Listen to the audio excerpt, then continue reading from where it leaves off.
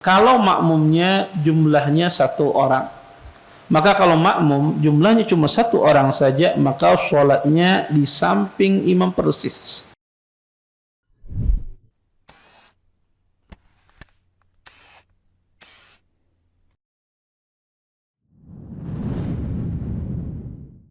Assalamualaikum warahmatullahi wabarakatuh. Innal hamdalillah nahmaduhu wa nasta'inuhu wa nastaghfiruh wa na'udzu billahi min shururi anfusina wa min sayyiati a'malina. May yahdihillahu fala mudilla lahu wa may yudlil fala hadiya lahu. Asyhadu an la ilaha illallah wahdahu la syarika lahu wa asyhadu anna Muhammadan 'abduhu wa rasuluh. فإن أصدق الحديث كتاب الله وخير الهدي هدي محمد صلى الله عليه وسلم وشر الأمور محدثاتها وكل محدثة في الدين بدعة وكل بدعة ضلالة وكل ضلالة في النار أما بعد. Bapak-bapak, ibu-ibu, ikhwan dan akhwat yang senantiasa dimuliakan oleh Allah Subhanahu wa taala.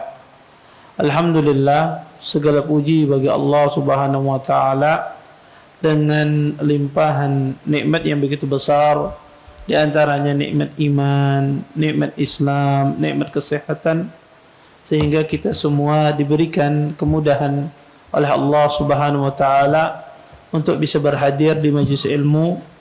Mudah-mudahan apa yang kita pelajari, apa yang kita tuntut pada malam hari ini mendatangkan keberkahan dari Allah Subhanahu wa taala dan kita bisa mengambil manfaat dari apa yang akan disampaikan nantinya. Bapak, Ibu, ikhwan dan akhwat yang dimuliakan oleh Allah Subhanahu wa taala, kita lanjutkan kajian kita tentang syarah kitab Al-Muwatta lil Imami Malik. Berkata Imam Malik rahimahullahu taala النافع أنه قال كنت وراء عبد الله بن عمر في صلاة من الصلوات وليس معه أحد غيري فأخلف عبد الله بيده فجعلني هداءه عن يمينه. Dari Nafi, sesungguhnya beliau berkata, pernah saya berdiri di belakang Abdullah bin Umar di waktu salat, dan saat itu tidak ada satu orang pun selainku salat bersama Abdullah bin Umar. Maka Abdullah bin Umar pun menjulurkan tangannya ke belakang, kemudian faja'alani hidaahu an yaminih. Kemudian Abdullah bin Umar pun ketika menjulurkan tangannya ke belakang, kata Nafi, beliau pun menarik aku, menjadikan aku di samping kanannya. Athar ini athar yang sahih, dikeluarkan oleh Imam Malik, diriwayatkan dari Nafi'. Bapak, Ibu, ikhwan dan akhwat yang dimuliakan oleh Allah Subhanahu wa taala, athar ini kenapa dibawakan oleh Imam Malik rahimahullahu taala di dalam bab al-amal fi salatil jamaah? Karena athar ini berkaitan dengan sikap seorang, atau di mana tempat seorang makmum ketika dia berjamaah bersama imam di dalam salat berjamaah. Di dalam athar ini dijelaskan bahwasanya Nafi ditarik oleh Abdullah bin Umar ketika beliau salat di belakang Abdullah bin Umar.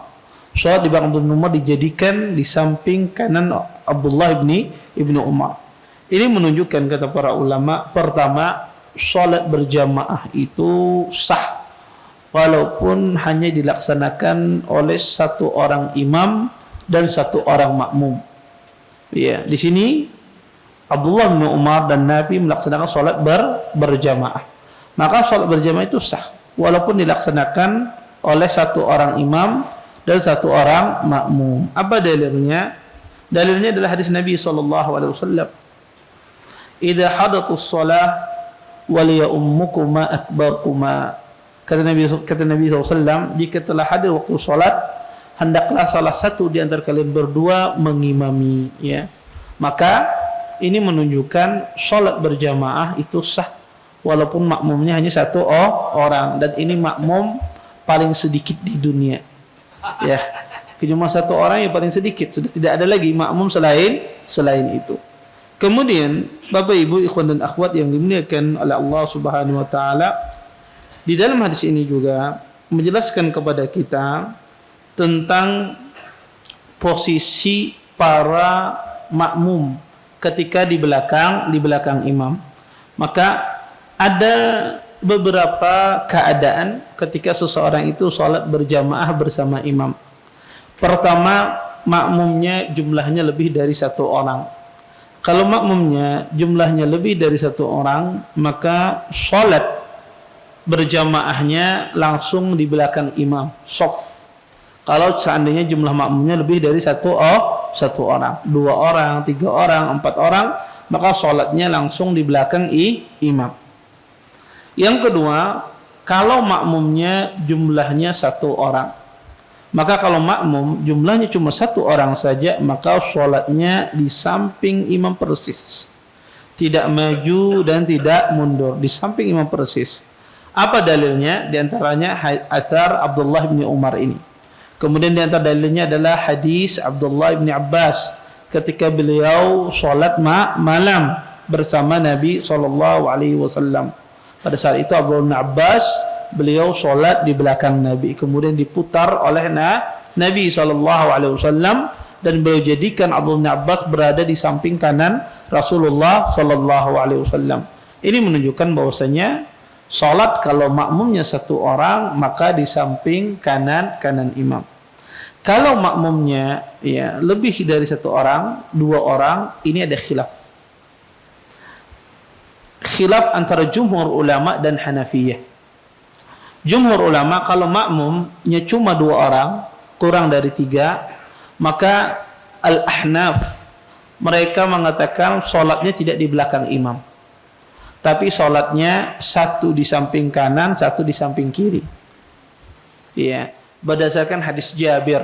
Ya, Jabir pernah sholat di belakang Nabi, di samping kanan Nabi SAW, datang Jabbar sholat di samping kiri Nabi SAW. Ya, tetapi hadis ini hadis yang lemah. Hadis ini hadis yang lemah. Yang benar, kalau makmumnya 2 orang bahkan lebih, maka sholatnya di belakang imam. Taib. Kalau makmumnya seorang wanita, ya, seorang laki-laki datang di masjid pasar misalnya, kededa urangnya sembahyangan. Pas dia sembahyang ternyata ada acil masuk. Ya. Si dia hendak sembahyang, di mana shopnya wanita ini. Shopnya wanita, kalau dia sendirian tidak ada laki-laki yang bersama imam ini, maka shop wanita kalau dia sendirian bersama laki-laki, shopnya di belakang laki-laki. Baik itu mahram ataupun bukan mahramnya, baik itu istrinya ataukah bukan istrinya, sholatnya di belakang imam. Kemudian kalau seandainya ada 1 laki-laki dan 1 wanita, kalau ada 1 laki-laki dan 1 wanita, maka 1 laki-laki sholat di samping imam, wanita sholat di belakang imam. Kalau ada 2 laki-laki dan 1 wanita, maka 2 laki-laki sholat di belakang imam dan wanita sholat di belakang laki-laki, yaitu di belakang makmum. Kalau ada 1 laki-laki dan 1 anak kecil, 1 laki-laki dan 1 anak kecil, di mana shofnya? Para ulama terjadi khilaf di dalam masalah ini. Di mana sekah shof anak kecil? Kalau seandainya makmumnya cuma berduaan, orang besar 1 orang, orang kecil satu orang, apakah dia di belakang imam ataukah dia di samping kanan imam? Bapak Ibu, maka ini dilihat dari kondisi anak kecil tersebut. Kalau anak kecil tersebut, kalau anaknya balik, tidak ada iskal, tidak ada masalah, dia sholat di belakang imam berduaan. Tapi kalau anaknya masih kecil, belum balik, maka dilihat kondisi anak itu. Kalau anak itu adalah anak yang mumayyiz, mumayyiz ini adalah fahmul khitab, dia paham, diperintahkan paham, dilarang paham, ya, kemudian disuruh ini dia paham, Ini namanya anak kecil mumayyiz. Ya, dia mengerti, ya. Maka dan dia bisa mengerjakan salat sesuai sebagaimana diperintahkan, dia berwudu, ya. Maka ini dihukumi seperti seorang laki-laki balik. Maka shafnya itu di belakang imam. Berarti berdua ini di belakang imam. Tapi kalau anak kecilnya belum mumayyiz, tidak paham, dipadahi janganlah inggi-inggi tapi digawi sama dia. Tidak mengerti khitab, tidak tahu dilarang, dia tidak bisa membedakan mana larangan, mana perintah. Dia tidak bisa membedakan mana baik, mana buruk. Masih tak paham. Biasanya usia 7 tahun itu masih belum mumayyiz, ya. Maka biasanya para ulama mengatakan mumayyiz itu di atas 9 kadang-kadang. Dan ini tidak menentu. Kadang ada sebagian orang itu anak itu 8 tahun dia mumayyiz. Tapi ada sebagian anak 14 tahun belum mumayyiz karena diatungi abah ibunya terus. Ya. Maka kadang sebagian anak itu tidak mumayyiz walaupun usianya tua. Maka kata para ulama, kalau dia tidak mumayyiz, shopnya di mana? Shopnya itu adalah di samping imam. Maka kalau ulun sembahyang membawa anak ulun, sedangkan makmumnya ini cuma 1 orang, maka anak kecil ini di mana sholatnya? Di samping kanan imam bersama makmum. Maka kalau makmum itu dia sholat di belakang bersama anak kecil yang belum mumayyiz, sedangkan dia sendiri yang tidak ada jamaah yang lain, maka sholatnya tidak sah. Ya, dia dianggap sholat sendiri. Kata Nabi SAW, la sholata liman khalfas shaf. Kata Nabi, tidak ada sholat bagi orang yang sholat di belakang shaf. Ya, sendirian, ya. Maka tidak boleh sebagaimana hadis Wabil sah, ya. Tidak boleh orang itu sholat sendiri di belakang shaf. Kalau anak kecilnya masih tidak paham, walaupun Anda berduaan tidak paham sebagai makmum, maka Anda bawa anak Anda itu di samping kanan imam karena dia belum mumayyiz. Ya. Kalau sholat sendiri, maka jatuhnya adalah sholat di belakang shaf sendirian. Kemudian kadang sebagian orang itu sholat di belakang shaf, kadang di sebahagian masjid shafnya itu kada teratur. Kadang antum melihat karena shafnya kada rapat, kadang tidak beratur, kadang ada kakinya maju ke depan, ya, ada kakinya mundur ke belakang, kada beraturan. Apalagi mungkin tidak ada karpet, ya, tidak ada bekas, ada tidak beraturan. Kadang ada temaju dikit shafnya, yang sampingnya agak temundur. Taib. Yang temundur ini, apakah dia dikatakan sholat di belakang shaf sendirian? Contoh misalnya, ya, ada 2, ya, yang shafnya, ya, ini orang shafnya sebegini, yang ini shafnya agak mundur dikit, tapi di barisan yang pertama. Taib. Apa kaidahnya di dalam Islam? Orang itu dikatakan dia sholat di belakang shaf sendirian, ya. Maka kata para ulama, kalau kakinya berada di belakang kaki orang, maka itu dikatakan dia sholat sendirian. Maka kalau ada orang satu shaf, tapi kaki sidin ini di belakang, istilah sidin berbelakang, tapi masih di shaf pertama, maka dia dikatakan sholat sendirian. Kenapa? Karena dia keluar dari shaf itu. Dikatakan kata para ulama, orang itu satu shaf kalau dia sejajar atau kakinya tidak mundur. Kalau kakinya mundur, kakinya mundur ke belakang, ya, berbeda dengan kaki orang, maka orang ini dianggap sholat sendirian, walaupun dia berdiri di barisan pertama. Ya, ini penting, ya, miqdar, ya, ukuran yang disebutkan oleh para ulama.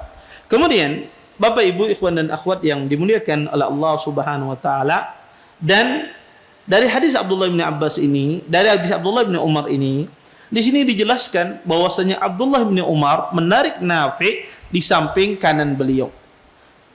Ini menunjukkan bahwasanya seorang makmum itu tidak boleh dia mendahului imamnya, baik itu di dalam shaf, di dalam salat. Maka Nabi SAW mengatakan, innama ju'ilal imamu liyutamma bihi. Sesungguhnya imam itu dijadikan untuk diikuti. Makanya disebut dengan imam. Dari kata amam, dia di depan. Sedangkan makmum adalah orang yang mengikuti. Orang yang mengikuti pasti di belakang. Makanya kata para ulama, kalau ada orang yang sholat softnya di depan imam, makmum itu softnya di depan imam, maka softnya tidak sah. Softnya tidak sah. Maka tidak sah orang kalau ada sembahyang kemudian di belakang imam karena penuh, misalnya Masjid Al-Faruq ada tabligh akbar misalnya, penuh semuanya. Akhirnya ada si ya jamaah ya berdiri di depan di depan imam, walaupun sejajar ya, tapi berdiri agak di depan ya, maka kita katakan sah apa tidak? Tidak sah. Tidak sah shaf itu di belakang, di depan imam, kecuali dalam kondisi darurat. Di belakang sudah tidak ada lagi. Ya, di belakang sudah tidak ada lagi. Yang cuma ada kosong di bagian depan. Bagian belakang sudah penuh semua, tidak ada lagi. Yang ada cuma bagian depan. Ini kondisi darurat. Maka darurat kata para ulama diperbolehkan. Tapi kalau tidak dalam kondisi darurat, maka tidak boleh ada siapapun mendahului shafnya seorang imam. Kemudian, Bapak Ibu, ikhwan dan akhwat yang dimuliakan oleh Allah Subhanahu wa taala, di dalam hadis ini juga menjelaskan kepada kita kenapa ya shaf di depan imam itu batal. Kenapa shaf di depan imam itu batal? Kenapa? Karena berjamaahnya batal. Kalau berjamaah batal, maka batal pula sholatnya. Setiap jamaah itu batal, berjamaah itu batal, maka sholatnya juga batal. Itu kaidahnya para ulama mengatakan, setiap orang sholat berjamaah, batalnya jamaahnya dia, batal pula sholatnya. Kemudian ya, yang kedua kata para ulama, kenapa tidak boleh?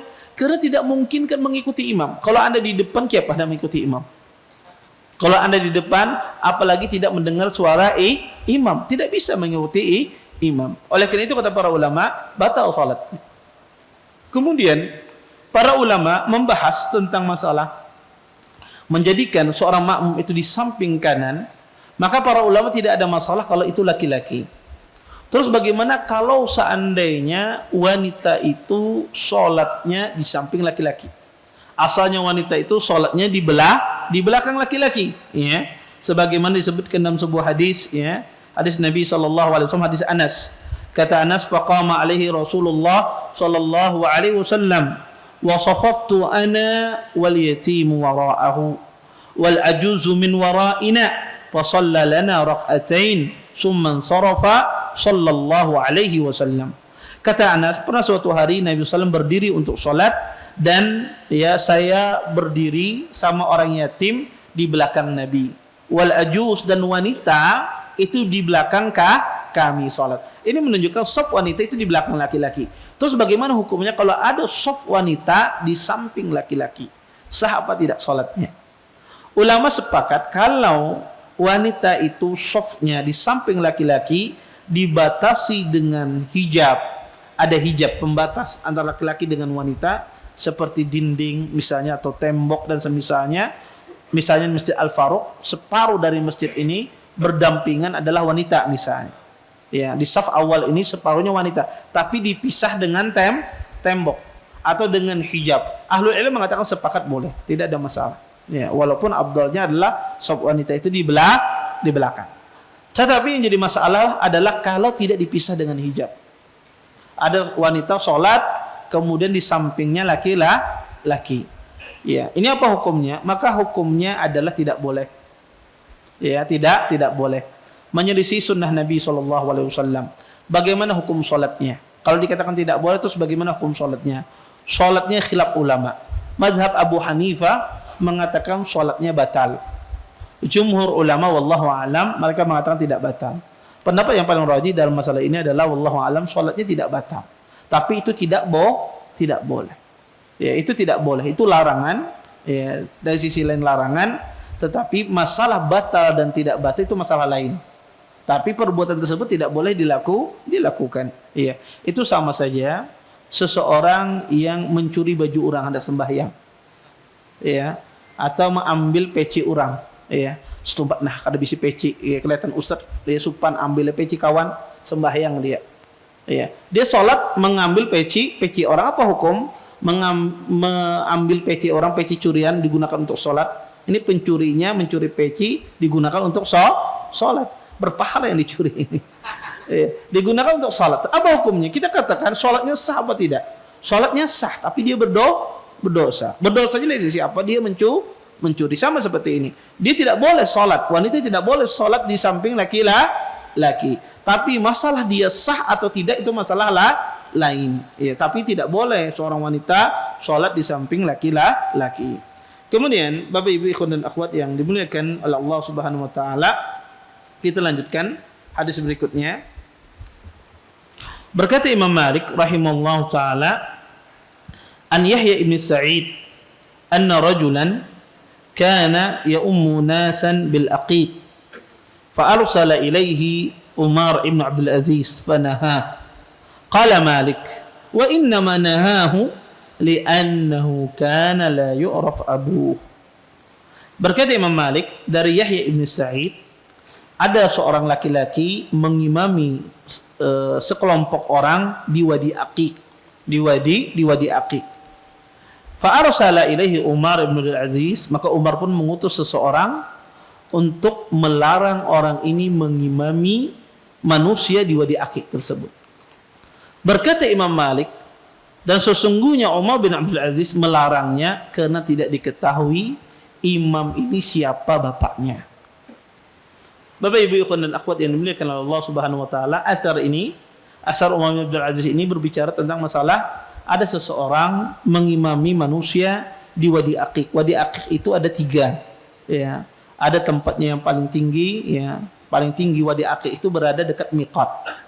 Ya, dekat miqat, ya, miqat Bir Ali. Ya, depannya itu Wadi Aqiq dan itu yang paling tinggi. Kemudian ada Wadi Aqiq itu dekat Sukhudar. Sukhudar itu kalau kita hendak belanja ya, sayur mayur, ikan, ya. Di situ di Sukhudar namanya, ya. Dan saya dulu juga tidak tahu Sukhudar ini, kecuali sudah bawa istri baru tahu namanya ada Sukhudar. Ya, itu khusus ya. Dan depannya dia itu, depan Sukhudar itu ada Wadi Aqiq. Di sana ada Wadi Aqiq. Dan satu lagi dekat kampus Universitas Islam Madinah. Maka ada 3, ya. Yang di Sukhudar itu disebut yang pertengahan, tidak terlalu tinggi. Ya. Dan dekat kampus itu yang paling rendah. Ada 3 Wadi Aqiq. Maka ada seseorang ini mengimami manusia di Wadi Aqiq, ya, di Madinah. Maka Umar bin Abdul Aziz melarang orang ini mengimami. Kenapa dilarang oleh Umar? Maka Imam Malik menjelaskan, Umar bin Abdul Aziz melarang orang ini mengimami apa? La yu'raf abuh. Tidak diketahui bapaknya. Maksudnya apa? Ini bahasa kinayah, dan ini Anda perhatikan bagaimana para ulama rahimahullah taala mereka sangat menjaga lafaz. Ya, la yu'raf abuh, tidak diketahui bapaknya. Maksudnya adalah laki-laki ini dari hasil zina. Yang jadi imam ini dari anak zina. Karena tidak diketahui bapaknya. Tetapi Imam Malik tidak mengatakan waladuz zina untuk menjaga ibarat, ya, menjaga lafaz. Maka kata beliau tidak diketahui bapaknya karena anak ini adalah anak dari hasil zina. Bapak Ibu ikhwan dan akhwat yang dimuliakan oleh Allah Subhanahu wa taala. Pertama, apakah tidak boleh seorang anak zina mengimami manusia? Maka sebetulnya asalnya seseorang itu menjadi imam itu tidak dilihat dari siapa bapaknya, siapa ibunya. Selama dia orang yang layak menjadi imam, maka dia berhak menjadi imam. Berdasarkan hadis Nabi SAW, Rasulullah pernah bersabda dari hadis Abi Mas'ud Al-Ansari radhiyallahu taala anhu, anna Nabiyya sallallahu alaihi wasallam qala ya ummul qaum aqra'uhum li kitabillah. Kata Nabi, sesungguhnya hendaknya mengimami seseorang aqra'uhum li kitabillah. Orang yang paling aqra' di dalam Al-Qur'an. Kata aqra' di sini memiliki 2 makna. Pertama, memiliki makna adalah ahfaduhum, orang yang paling banyak hafalannya. Makna yang kedua adalah orang yang paling bagus bacaannya. Maka kata para ulama, kalau ada orang paling banyak bacaannya dan paling bagus suaranya, itu yang didahulukan. Terus bagaimana kalau seandainya ya ada seseorang bagus bacaannya tapi tidak banyak hafalannya? Maka kita dahulukan yang banyak hafalannya dan bagus bacaannya. Bagaimana Ustaz? Kalau salah satunya saja dia punyai. Yang satu imamnya bagus bacaannya. Yang satu imamnya banyak hafalannya. Yang bagus bacaannya ini tidak banyak. Yang banyak hafalannya ini, yang hafal Quran ini kada bagus bacaannya. Suaranya datar aja. Ya, kalau orang sembahyang di belakang sidin itu, ya, pokoknya datar suara sidin. Ya. Maka tapi bacaannya betul. Ya, tetapi tidak bagus suaranya. Yang satu, masya Allah, kalau membaca sidin luar biasa. Ya, tapi surah Al-Ikhlas saja dibaca misalnya. Sedikit hafalannya tapi bagus bacaannya. Baik. Mana yang dipilih, mana yang didahulukan di antara dua orang ini? Maka kata para ulama rahimahullahu taala, maka yang didahulukan yang banyak hafalan Qur'annya. Berdasarkan hadis Amr ibn Salamah, kata Nabi, yuqaddimu aktsarukum Qur'anan. Ya, didahulukan adalah orang yang paling banyak di antara kalian hafal Qur'annya. Baik. Kemudian kalau seandainya sama-sama aqra, sama-sama dia bagus bacaannya, banyak hafalannya, mana yang didahulukan? Fa'alamu bis sunnah, orang yang sesuai dengan sunnah, artinya mengerti ahkam salat, dia yang paling paham, paling faqih di antara keduanya, itu yang didahulukan. Kalau kedua-duanya sama, siapa yang didahulukan? Fa in kanu fi sunnati sawa fa aqdamuhum hijratan. Kalau seandainya mereka dari sisi sunnah sama, maka yang didahulukan adalah yang pertama kali hijrah, yang lebih duluan hijrah. Kalau seandainya hijrahnya sama, maka kata Nabi, fa'aqdamuhum silman. Dalam sebagian riwayat, fa'akbaruhum sinnan. Maka kalau hijrahnya sama, maka dicari yang paling tua.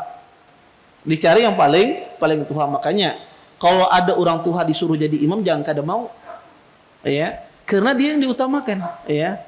Jangan kada ikam aja. Kalau pian bagus bacaannya, kemudian banyak hafalannya, ya, maka yang tua didahulukan.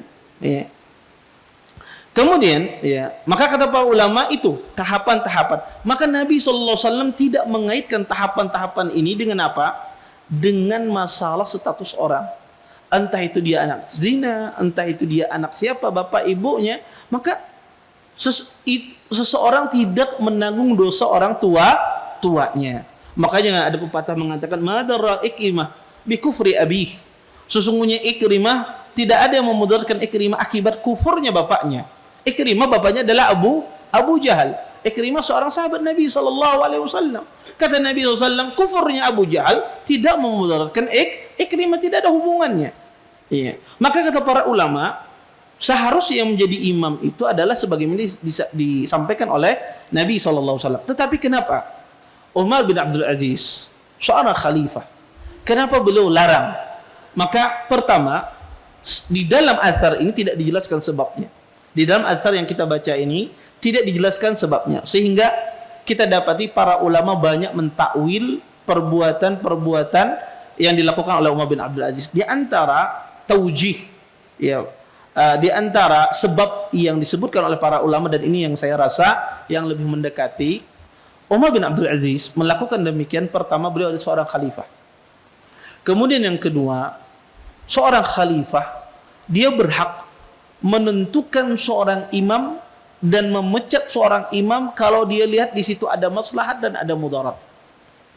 Para ulama mengatakan, kenapa Umar bin Abdul Aziz pecat? Karena memecat orang ini yang jadi imam di sini ada maslahat yang sangat besar. Apa maslahatnya? Maslahatnya disebutkan bahwasanya orang-orang menggibahi anak ini. Ketika dia jadi imam, dia digibahi. Ya, digibahi. Orang membincangkan, masa anak zina jadi imam? Orang berbincangkan demikian. Sehingga Umar bin Abdul Aziz ingin menyelamatkan manusia dari ghibah. Ya, ingin menyelamatkan manusia dari ghibah, dari perbincangan, dan menyelamatkan dia juga dari permusuhan. Maka Umar bin Abdul Aziz maslahat tersebut, maka dia larang. Maka boleh. Walaupun orang itu aqra' li kitabillah, tetapi ada maslahat yang besar, boleh seseorang melarang dia. Apalagi Umar bin Abdul Aziz adalah seorang khalifah pada saat tersebut. Contoh di masjid misalnya, ada misalnya mungkin imam jadi imam, tapi bagus bacaannya, tapi kadang membaca qiraat yang lain misalnya, bukan qiraat riwayat Hafs an Asim. Qiraat yang lain, Wars, ya, Qalun, apa macam. Dan orang-orang asing mendengarnya. Akhirnya orang bingung. Sahkah adakah sembahyang kita? Hari-hari orang bertakun. Imamnya membaca Al-Fatihahnya mina lain. Sahkah adakah salat kita? Imamnya dipadahi kada mau misalnya. Orang jadi bingung. Sehingga ada panitia ketua masjid melihat, kayaknya imamnya harus diganti. Untuk menciptakan maslahat. Boleh tidak? Boleh, ada masalah. Iya. Dan ini yang dilakukan oleh Umar bin Abdul Aziz. Beliau ganti imam tersebut. Kenapa? Karena beliau melihat maslahat. Orang-orang menggunjing dia, menggibah dia, maka Umar ingin menyelamatkan manusia dari gibah dan ingin menyelamatkan imam ini dari gunjingan orang, dari hujatan orang. Bukan lantaran dia anak zina, bukan. Tetapi akibat ya orang-orang menggunjingi dia. Kemudian Bapak Ibu ikhwan dan akhwat yang dimuliakan oleh Allah Subhanahu wa taala, para ulama rahimahullahu taala ya, mereka ya berselisih tentang masalah ya imamnya seorang ya fasik, seorang yang fasik mengimami seorang yang tidak fasik.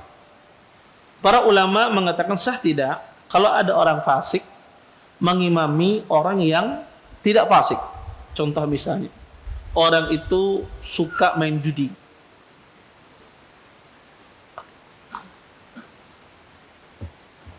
Minum khamar, mabuk, melakukan banyak maksiat, berzina, melakukan kefasikan. Kemudian tapi sidin sungsung datang sembahyang. Kemudian sidin menjadi imam. Taib. Padahal dia melakukan minum khamar, tapi ketika sembahyang dia tidak mabuk. Melakukan perjudian, berzina. Ini dosa-dosa besar semua yang dia lakukan. Sah enggak kalau dia mengimami kita?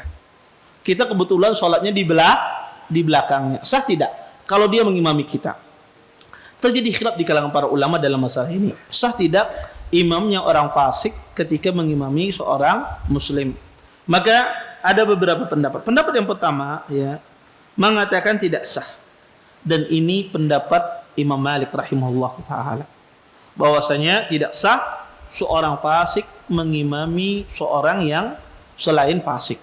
Dan ini juga pendapat Imam Ahmad bin Hanbal rahimahullah taala. Apa dalil beliau? Beliau berdalil dengan hadis Nabi SAW dari hadis Jabir yang dikeluarkan oleh Imam Ibnu Majah. Kata Nabi, la tu'ammanna imra'atun rajulan wa la a'rabiyyun muhajira wa la fajiran mu'mina. Kata Nabi SAW, janganlah seorang wanita mengimami laki-laki. Dan jangan pula seorang Arabi mengimami seorang muhajir yang berhijrah. Dan jangan pula seorang fajir yang melakukan dosa-dosa besar mengimami seorang mukmin. Berdasarkan hadis ini, Imam Malik dan Imam Ahmad mengatakan tidak sah imamnya orang fasik mengimami orang-orang muslim. Tetapi wallahu a'lam, hadis yang dijadikan dalil, yang dijadikan landasan oleh Imam Ahmad, Imam Malik dan yang lainnya, maka hadis ini adalah hadis yang lemah. Kenapa? Karena di dalam sanadnya ya terdapat rawi-rawi yang lemah. Di antaranya di dalam sanadnya ya terdapat seorang rawi yang bernama Abdullah bin Muhammad Al-Adawi. Abdullah bin Muhammad Al-Adawi ini dikatakan matrukul hadis, orang yang ditinggalkan hadisnya. Bahkan Imam Waqi mengatakan yadha'ul hadis. Ya, Abdullah bin Muhammad Al-Adawi ini kata Imam Waqi suka memasukkan hadis Nabi SAW. Makanya para ulama mengatakan hadis yang dijadikan dalil itu adalah hadis yang lemah. Kemudian pendapat yang kedua, ada pendapat jumhur ulama bahwasanya sah orang fasik menjadi imam bagi seorang muslim.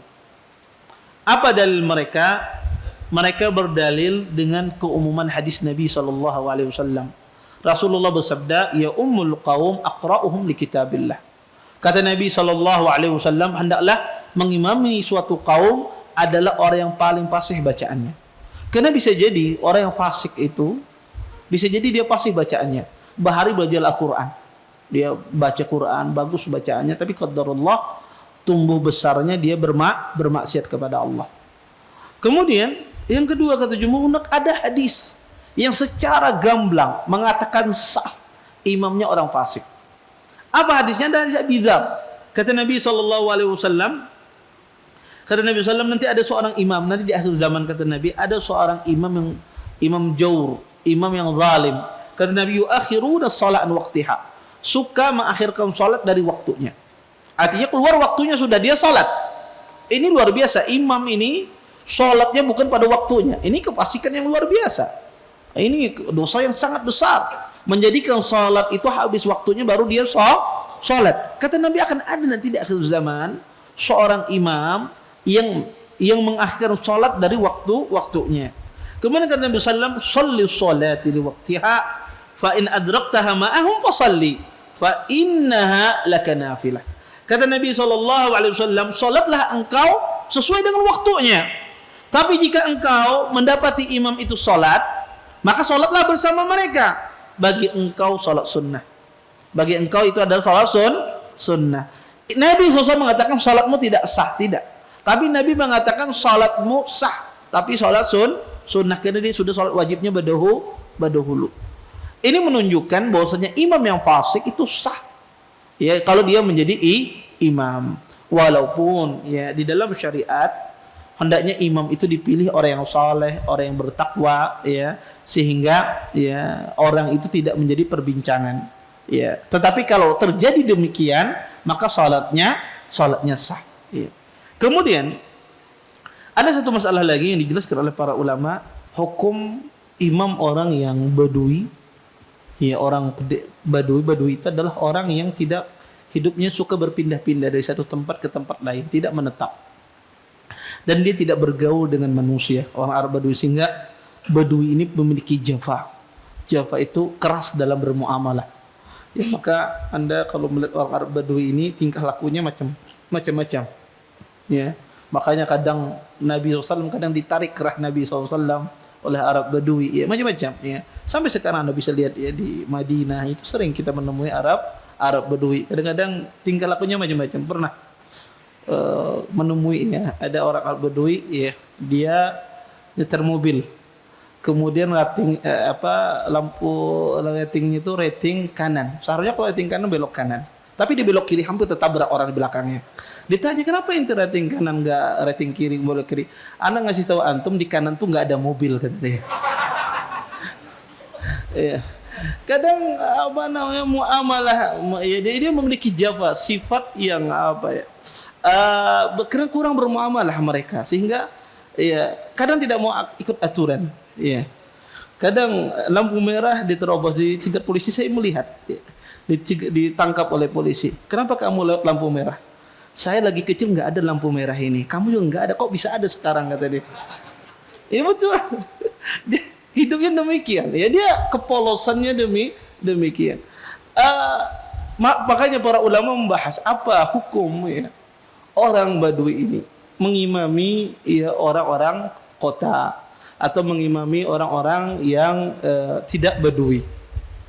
Sebagian ulama, diantaranya Qaul Abi Mizlaj, mereka mengatakan makruh, bahkan sebagian ahli ulama mengatakan makruh, tidak boleh. Kenapa? Karena berdasarkan firman Allah Subhanahu wa taala dalam Al-Qur'an, kata Allah, al-a'rabu asyaddu kufran wa nifaqa. Kata Allah Subhanahu wa taala, orang Arab, orang Badui itu kalau mereka kafir, mereka lebih kafir, lebih keras kafirnya daripada kafirnya orang Arab itu sendiri. Jadi kalau kafirnya orang Arab Badui itu lebih, kata Allah, asyaddu kufran, ya, lebih keras kafirnya ketimbang orang Arab itu sendiri. Maka kata mereka orang Badui itu banyak tidak mengetahui sunnah, kata para ulama, sehingga tidak boleh dia jadi imam, jahluhum bis sunnah. Sebagai jumhur ulama mengatakan boleh orang Badui mengimami orang kota selama dia yasluh jadi imam, selama dia pantas jadi imam. Kalau kriteria imam itu ada padanya, bagus bacaannya, kemudian mengerti dia hukum-hukum salat, maka dia berhak jadi imam. Maka tidak pengaruh status dia, entah dia orang Badui atau bukan, selama dia layak, kriteria imam itu ada padanya, maka dia boleh menjadi imam. Ya, wallahu a'lam, pendapat yang rajih ada pendapat yang kedua. Boleh orang Arab Badui itu jadi imam karena dalilnya begitu kuat. Ini mungkin beberapa permasalahan yang bisa kita sampaikan pada pertemuan kali ini. Mungkin sisa waktu yang ada, silakan kalau ada yang bertanya, tafadhol.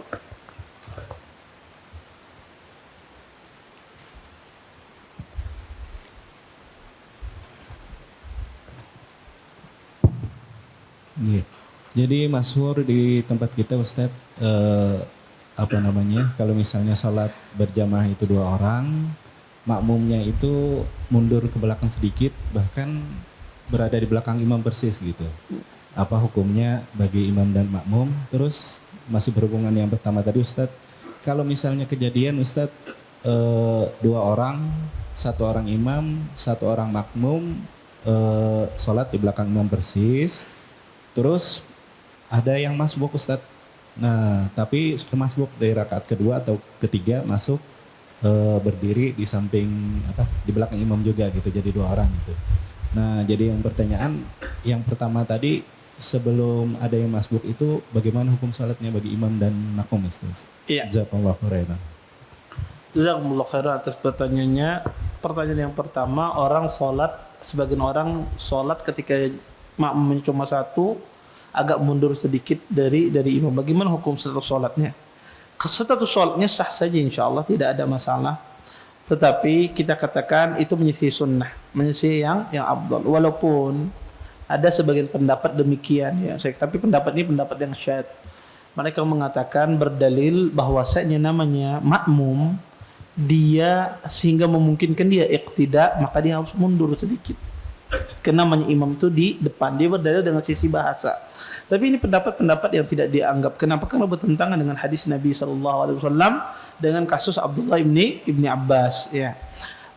Kalau sholatnya sholat sah saja. Adapun perbuatan tersebut kita katakan menyelisihi sunnah Nabi SAW. Kasus yang kedua adalah orang sholat di belakang imam sendirian. Kemudian datang makmum berikutnya, tapi dia sudah sempat sholat bersama imam 2 rakaat ya. Makmum yang berikutnya ini datangnya telat ya, di rakaat ketiga dan keempat masuknya.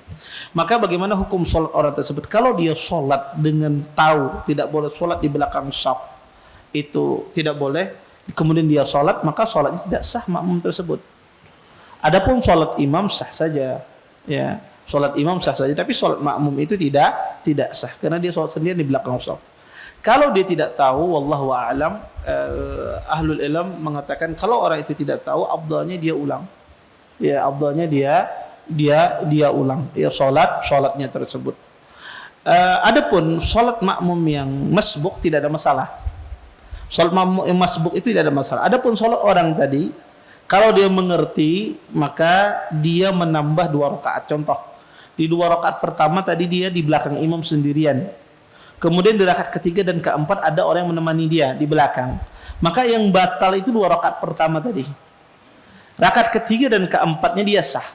Maka dia nambah 2 rakaat. Kalau dia tahu, ya setelah itu mungkin dia ngasih tahu, misalnya kada boleh misalnya, maka dia tambah 2 rakaat.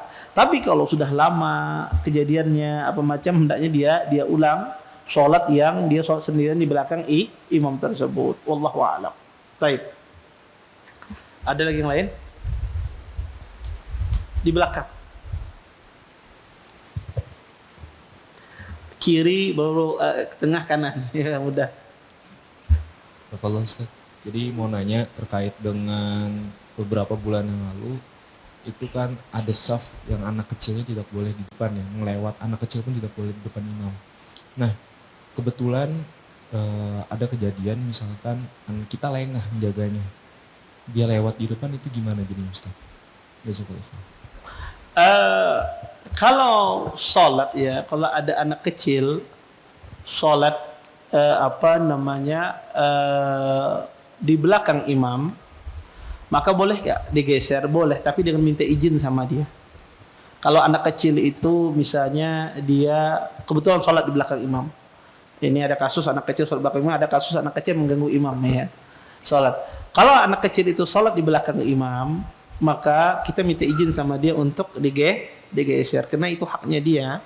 Maka hendaknya dia digeser agar mengganti belakang imam itu adalah orang yang akil, dan sunnahnya demikian ya.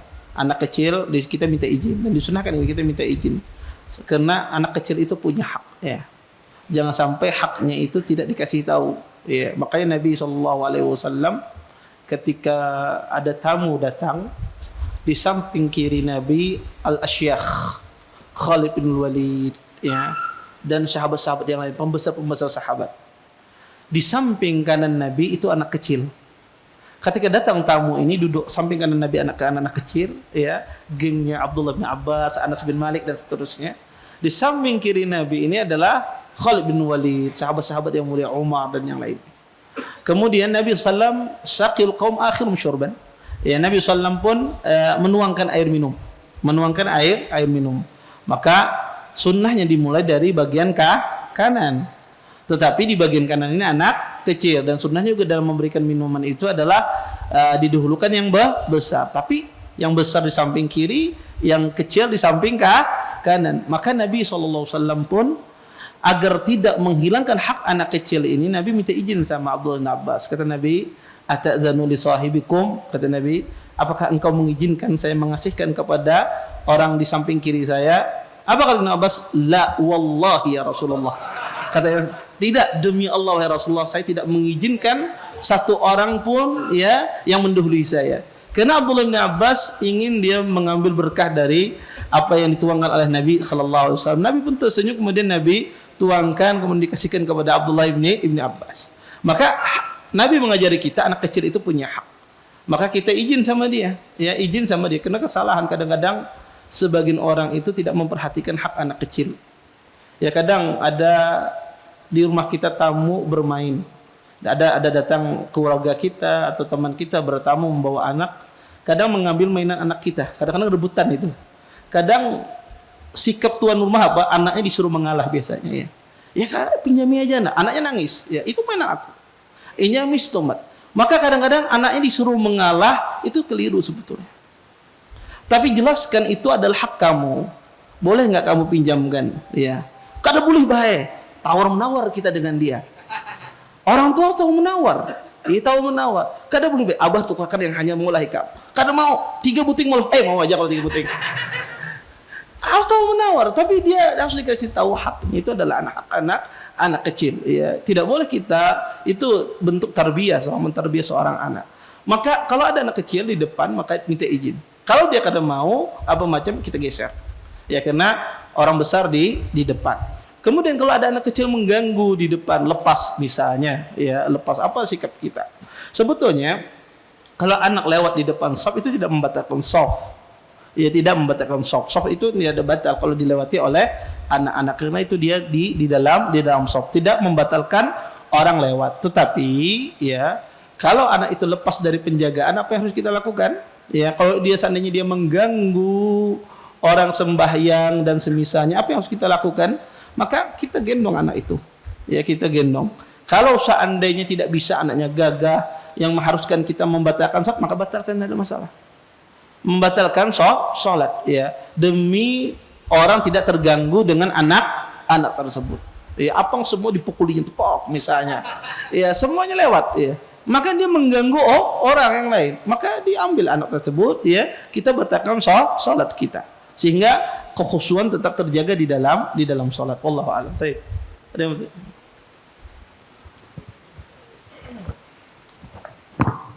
Bagaimana misalnya kalau kita lagi sholat sendiri di masjid, kemudian datang orang tiba-tiba mukul pundak, dia mundur setengah shaf, tidak mundur tapi setengah shaf. Nah, kita yang jadi imamnya pada saat kondisi itu, apakah merespon dengan misalnya di sholat jahar, menjaharkan suara, mengimami, rela mengimami dia, atau bagaimana? Itu yang pertama. Kemudian kondisi kedua, misalnya seperti itu pun sudah terjadi, datang lagi satu orang, tapi dia nggak ngisi di belakang, ngisinya di sebelah kiri, setengah soft pula. Nah, terus ini bagaimana kita? Dan yang ketiga, seandainya kita yang datang sebagai orang keempat, 3 orang itu sudah kayak gitu posisinya. Nah, kita ini mau ngapain gitu? Yang satu sebelah kanan, satu sebelah kiri. Yang satu sebelah kanan, satu sebelah kiri. Itu yang ketiga. Pertama, tadi saya jelaskan batasan kapan orang itu berada di shaf. Kalau kakinya masih berada dengan kaki Anda, maka dia masih dikatakan di satu shaf. Tapi kalau kakinya sudah di belakang kaki Anda, maka ini sholat sendirian. Ini tidak sah. Ya, tapi kalau kakinya masih berkaitan dengan kaki Anda, ya, masih ya mendapati kaki Anda, ya, maka itu masih dikatakan satu shaf walaupun menyelisih sunnah. Misalnya gini, kaki, ya, seharusnya sejajar kayak gini. Kemudian kakinya mundur ke sini. Ya, tapi dia masih mendapati kaki orang tersebut. Ini masih dikatakan satu shaf, tidak dikatakan dia sholat sendirian, tetapi dia menyelisih sunnah. Tapi kalau kakinya sudah di belakang, ya tidak di dalam satu shaf lagi, maka ini sholat sendirian tidak sah. Nah, bagaimana sikap kita? Kalau ada orang sholat di belakang kita, ya di belakangnya apa sikap kita? Kita tarik orangnya maju ke depan. Kalau orangnya kada mau, kita yang bermundur. Kita yang bermundur mengasih tahu. Kalau ulun bermundur, ini bermundur juga. Misalnya ya, kita mundur, dia ikut mundur juga. Apa yang harus dilakukan? Ya sudah, kita berhenti. Ya berarti orang ini tidak paham. Ya sudah, kita berhenti. Dan kita tetap sholat jahar. Ya, kita keraskan bacaan kita. Kemudian yang kedua, ada orang sholat berdua, satu samping kanan, satu samping kiri. Kita datang yang ketiga. Apa yang harus kita lakukan? Tarik keduanya di belakang. Yang kanannya tarik, yang kirinya tarik ke belakang. Ya. Kalau inya kada mau, ya cari yang mau. Kalau yang kanan mau, tarik kanan di belakang. Biasanya orang kalau ditarik umpat aja biasanya. Ya kadang-kadang orang kalau ditarik tuh biasanya dalam sholat tuh dia kadang mau kacau sholatnya, kadang umpat orang. Respon biasanya. Maka ditarik, kita datang kita tarik orang itu ke belakang. Ya, semacam itu. Wallahu a'lam. Taib, ada lagi tanya? Oh banyak. Taib, silakan. Nggih.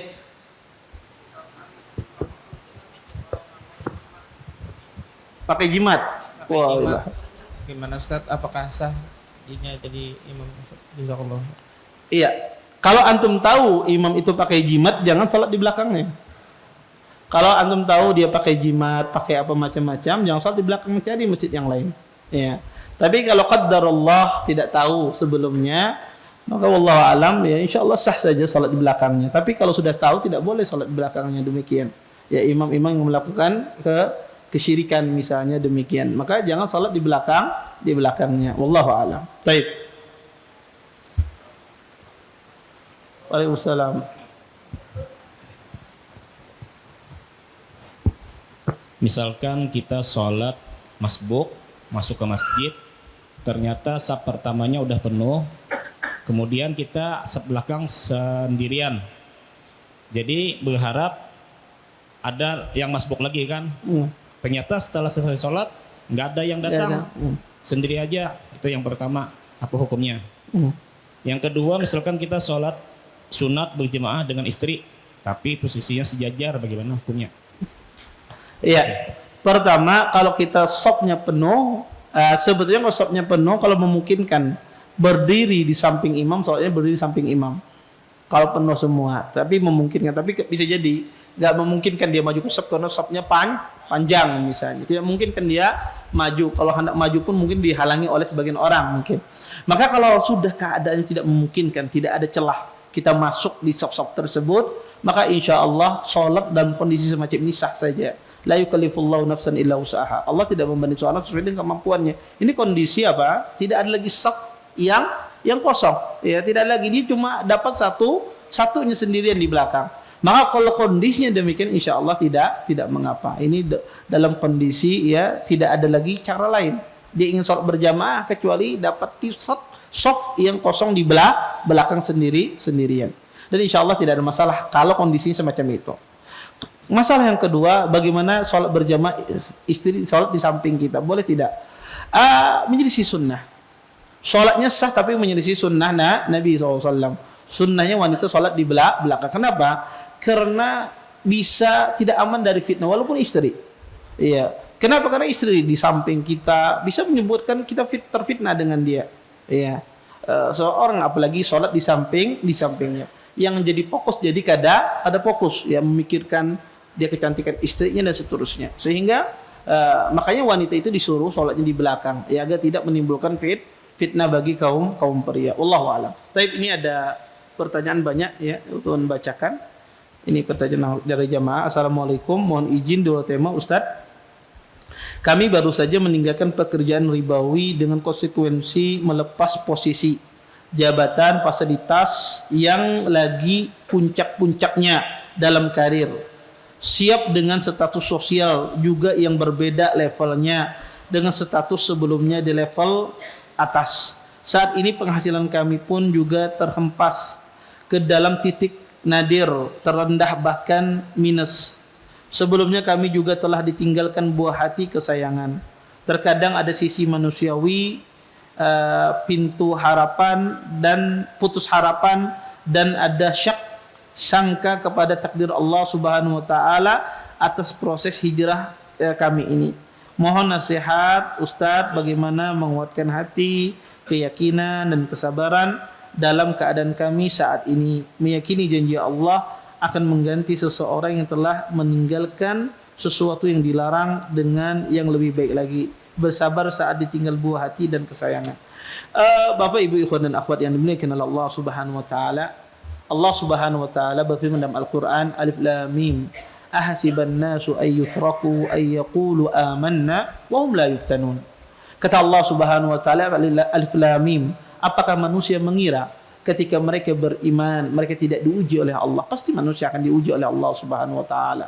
Dan Allah mengatakan, wa nabluwannakum bi syai'in minal khaufi wal ju' wa naqsim minal amwali wal anfusi was samarat wa basyiril sabirin.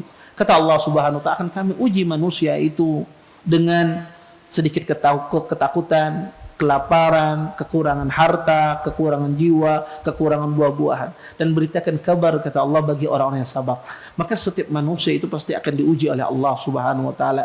Saya diuji oleh Allah. Jangan kira Ustaz kali diuji, Ustaz diuji juga. Semua manusia itu diuji oleh Allah Subhanahu wa taala, dan ujian orang itu berbeda-beda. Antara satu manusia dengan manusia yang lain itu berbeda-beda ujiannya. Dan setiap kita pasti akan diuji oleh Allah. Dan perlu dipahami, Allah Subhanahu wa taala tidak akan menguji seorang hamba kalau hamba itu dalam ketaatan, kecuali Allah cinta sama hamba tersebut. Kalau Anda hijrah kemudian Anda dapat ujian, ketahuilah Allah Subhanahu wa taala cinta sama Anda. Sebagaimana dikatakan oleh Nabi SAW, innallaha idza ahabba qauman ibtalahum. Sesungguhnya Allah Subhanahu wa taala jika mencintai seorang hamba, Allah akan uji hamba tersebut. Ini diuji oleh Allah dengan sisi materi, susah mata pencarian. Ini diuji oleh Allah dengan penyakit yang menimpanya berbagai macam-macam. Ini diuji oleh Allah Subhanahu wa taala dengan keluarganya. Maka masing-masing orang memiliki macam-macam ujian. Maka kalau Anda lihat orang yang diuji dengan penyakit, kata dia, lebih baik aku miskin ketimbang aku diuji penyakit semacam ini. Orang yang diuji dengan kekurangan harta, dia pikir lebih baik aku diuji dengan penyakit ketimbang gak ada bisi duit. Ada orang diuji dengan keluarga, dia lebih baik, dia katakan lebih baik aku miskin ketimbang aku diuji dengan istriku, dengan anakku. Macam-macam manusia. Tetapi harus Anda yakini, kalau Anda dalam ketaatan kemudian diuji oleh Allah Subhanahu wa taala, itu tanda Allah itu cinta. Dan orang itu akan diuji oleh Allah sesuai dengan kemampuannya. Tidak mungkin Allah itu menguji seorang hamba melebihi dari kemampuannya. Kalau orang itu kuat imannya, maka Allah akan tambah ujian tersebut. Kata Allah, kata Nabi, fa in kana fi dini salabatan zida fi balaihi wa in kana fi dini riqqatan khuffifa anhu. Kata Nabi SAW, kalau orang itu kuat agamanya, bagus agamanya, Allah akan tambah ujian tersebut. Orang itu kalau dia lemah agamanya, maka Allah ringankan ujian tersebut. Maka kalau ujian Anda berat, sedangkan Anda beribadah kepada Allah, sedangkan Anda sholat, puasa, berhijrah, berat ujian Anda, berarti iman Anda kuat. Dan Anda mampu melewati ujian tersebut. Dan seorang muslim, setiap manusia siapapun yang diuji oleh Allah, pasti ujian itu berlalu. Tidak mungkin ujian itu menetap sama Anda. Pasti ujian itu berlalu. Pasti orang itu keluar dari ujian. Tetapi bedanya adalah cuma dua. Orang keluar dari ujian itu cuma dua. Pertama, ada orang keluar dari ujian dapat ampunan dari Allah Subhanahu wa taala, dapat pahala yang begitu banyak. Kenapa? Karena dia sabar terhadap ujian yang menimpanya. Ya, dia bersabar, ya, beristighfar, bertaubat, meminta ampun, memperbanyak ibadahnya. Ada orang keluar dari ujian, tetapi dia mendapatkan dosa, tidak mendapatkan pahala. Kenapa? Karena dia tidak sabar. Kemudian dia mencari sesuatu yang haram karena dia tidak sabar terhadap ujian Allah Subhanahu wa taala. Maka ini harus diyakini oleh orang beriman. Siapapun di dunia ini pasti dia akan keluar dari ujiannya. Cepat atau lambat orang itu pasti akan keluar dari lingkaran tersebut. Tinggal Anda pilih, Anda keluar dengan mendatangkan ridha Allah, ataukah Anda keluar dari ujian tersebut mendatangkan murka Allah Subhanahu wa taala. Kemudian harus diyakini oleh manusia di muka bumi ini bahwasanya kehidupan yang bahagia itu bukan pada harta. Banyak orang, sering saya dapati orang baru berhijrah, Ustadz, mata pencarian ulum kedada lagi. Iya, titik kami minus apa macam. Kenapa? Karena mindset banyak orang yang berhijrah itu masih dia menganggap ketenangan, kebahagiaan itu pada harta. Sehingga harta yang banyak, dia mindsetnya status sosial yang tinggi, itulah yang membawa kebahagiaan. Demi Allah, Allah Subhanahu wa taala tidak menjadikan kebahagiaan itu pada harta. Nabi SAW sangat sederhana sekali menggambarkan kehidupan yang bahagia. Bagaimana Nabi SAW menggambarkan? Kata Nabi SAW, man asbaha minkum aminan fi sirbih mu'afan fi jasadih inda qutu yaumih faka'annama hizat lahu dunya. Kata Nabi SAW, barang siapa di antara kalian, kata Nabi, di pagi harinya merasa aman, tinggal di rumahnya dia merasa aman, ya, tenang, tidak ada musibah, tidak ada gempa, tidak ada kebakaran, dia aman di rumahnya, tidak ada pemberontakan, tidak ada peperangan, aman di rumahnya. Kemudian kata Nabi, mu'afan fi jasadih, fisiknya, tubuhnya sehat, diberikan kesehatan oleh Allah Subhanahu wa taala. Wa indahu qutu yaumi, ada satu makanan yang bisa dia makan, sesuap nasi yang bisa dia makan pada hari itu, kata Nabi, faka'annama hizat lahu dunya, seolah-olah dia memiliki dunia seisinya. Subhanallah. Nabi sangat sederhana menggambarkan kehidupan bahagia. Nabi SAW menggambarkan Anda aman di rumah, ya, kededa peperangan, kededa musibah, kemudian ada yang bisa disuap walaupun sesuap nasi, kada belau, kada masa ada, tapi yang bisa disuap. Badan Anda sehat, itu kata Nabi orang yang paling bahagia di dunia. Banyak orang punya harta, punya rumah yang mewah, punya harta yang melimpah, tapi dia tidak bisa makan. Nasi putih pun tidak bisa dia makan. Makannya sayur karena punya penyakit ini, penyakit ini. Ada orang punya harta tapi dia tidak bisa menikmati hartanya, lumpuh fisiknya. Ya. Maka keliru mindset seseorang menjadikan sumber kebahagiaan, sumber kenyamanan itu dengan harta. Tidak, demi Allah tidak. Ya. Makanya dunia itu subhanallah, semakin kita kejar dia seperti bayangan. Semakin kita kejar dia semakin lari. Tapi kalau kita tidak mengejar, dia akan datang kepada kita. Makanya Nabi SAW mengatakan dalam hadisnya, man kana hamud dunya, kata Nabi, barang siapa kehidupannya di dunia ini, hidup di dunia ini cari duit, pikirannya dunia saja, dunia saja, dunia saja. Apa kata Nabi SAW? Syattata syamlahu, Allah cerai-beraikan urusannya. Ya, Allah cerai-beraikan urusannya. Wa ja'alal faqr baina 'ainayhi, Allah jadikan kepakiran di depan matanya. Kemudian kata Nabi, walam yatihim dunya illa ma kutibalah, dan dunia itu tidak datang kepadanya kecuali apa yang sudah ditetapkan baginya. Dan sebaliknya kata Nabi SAW, man kana hamul akhirah, ketika di dunia ini hidupnya mencari akhirat Allah, maka apa yang Allah katakan? Ya, jama'a syamlahu, Allah mudahkan semua urusannya. Dan Allah jadikan kekayaan di depan hatinya, di depan matanya. Dan wa atathu dunya wa hiya ragimah, dunia itu datang sedangkan dia tidak mau dengan dunia. Dunia datang menghampirinya, dia tidak mau dengan dunia tersebut, ya. Maka yakini kita hidup di dunia ini sebagai abirus sabil. Kita ini sebagai seorang musafir saja. Tidak butuh kita banyak perbekalan, ya. Di tempat Anda, kalau Anda tempat singgah Anda, apakah Anda butuh banyak perbekalan, semua harta Anda bawa? Tidak. Yang Anda pikirkan adalah kehidupan abadi kita, itu yang kita jadikan bekal kita. Itu yang kita simpan, aset kita di kehidupan abadi kita. Maka harta itu tidak menjadikan seorang itu selamat dari azab Allah Subhanahu wa taala. Tapi yang menjadikan seorang itu masuk surga Allah adalah rahmat Allah Subhanahu, dan Anda dapat rahmat Allah ketika Anda melakukan amal saleh. Dan Anda harus pahami, ya, poin yang penting orang berhijrah itu, man taraka syai'an lillah awadahu Allahu khairan minhu, dan itu harus yakin, harus percaya. Barang siapa meninggalkan sesuatu karena Allah, pasti Allah gantikan yang lebih baik. Itu pasti gantikan yang lebih baik. Dan ganti lebih baik itu belum tentu harta. Ustadz, ulun sudah meninggalkan ini, kenapa nggak disugih-sugih? Miskin aja ulun nih. Iya. Belum tentu Allah gantikan yang lebih baik, itu belum tentu harta. Bisa jadi Allah jadikan keluarga Anda keluarga sakinah. Bisa jadi Allah jadikan keturunan Anda keturunan yang saleh dan salehah. Anda tidak tahu. Iya. Allah jadikan itu kehidupan yang Allah gantikan yang lebih baik. Ketika seseorang berkubang dengan maksiat, bisa jadi dia terjerumus dalam perbuatan zina. Dan berapa banyak saya didatangi orang kasus rumah tangga, dia punya harta, punya kekayaan, tapi suaminya jatuh dalam perbuatan zina, sampai istrinya tidak tahu, ya, sampai seperti orang gila, ya. Padahal hartanya ada, dan itu bukan kebahagiaan, harta ada, tapi diuji oleh Allah dengan maksiat, tidak mendapatkan kebahagiaan. Maka seorang muslim harus yakin ini, ya, apa yang kita tinggalkan untuk Allah pasti Allah gantikan yang lebih baik, dan kita tidak tahu apa yang lebih baik. Bisa jadi Allah gantikan keluarga kita yang baik, Allah jadikan diberikan kita kesehatan, bisa jadi kita ketika melimpah harta kita ditimpa penyakit, berbagai macam penyakit. Dan ya, seorang muslim dia harus paham betul, ya, bahwasanya, ya, di dunia ini, ya, apa saja yang Allah takdirkan di dunia ini pasti baik bagi kita. Tidak mungkin kada baik. Kita ditakdirkan miskin itu baik. Kalau pian kaya sugih, mungkin rajanya maksiat pian ini. Kalau orang itu kaya, mungkin dia setiap hari pergi ke diskotik, mungkin.